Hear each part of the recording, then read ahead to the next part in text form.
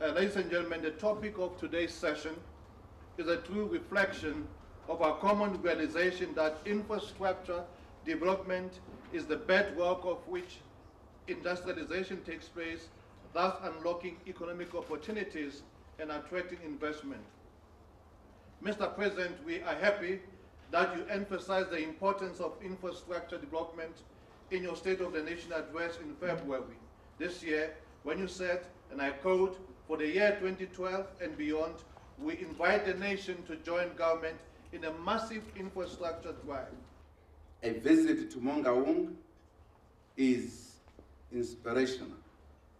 It reminds us of the men and women who met here 100 years ago and decided that South Africa should be a free, non-racial and non-sexist and prosperous democracy.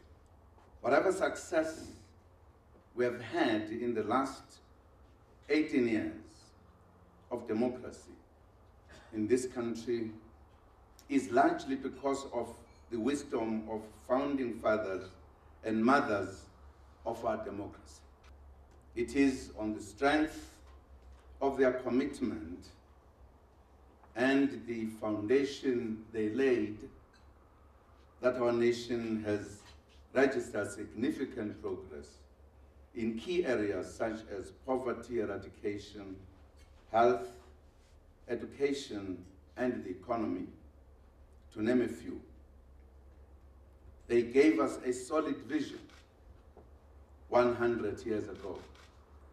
We are proud of the fact that we have done well in just a few years. Our government's progressive pro-poor policies continue to assist in achieving significant reductions in the levels of severe poverty and in the improvement of the quality of life of millions of South Africans. Though we may be satisfied with the progress made in a short space of time, we will not be complacent. Let me just stress this question of the short time.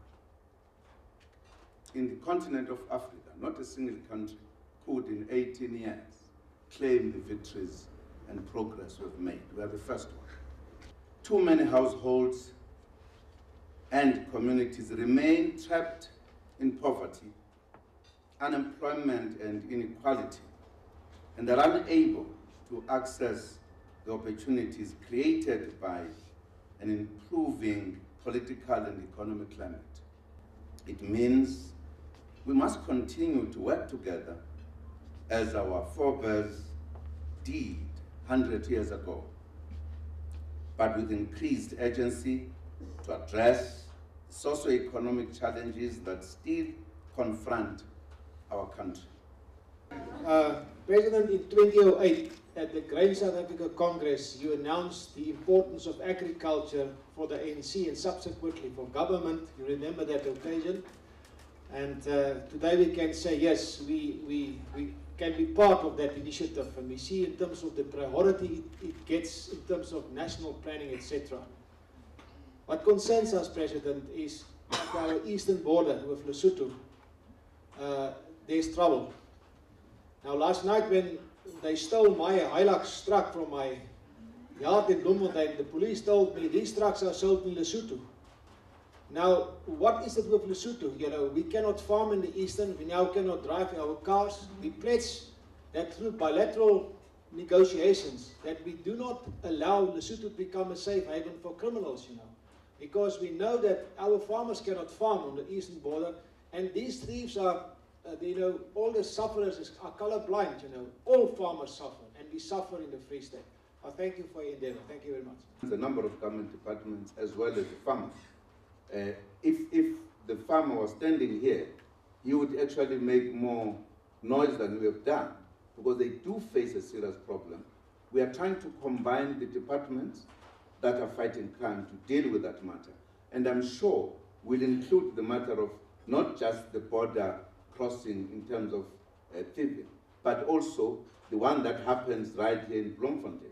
Well, that's part of the crime that I was talking about earlier, that our police have to fight it out. Whether the criminals come from Lesotho or anywhere, they must fight the crime resolutely so that we can have our citizens being able to drive their cars freely. And I'm sure that will be taken care of.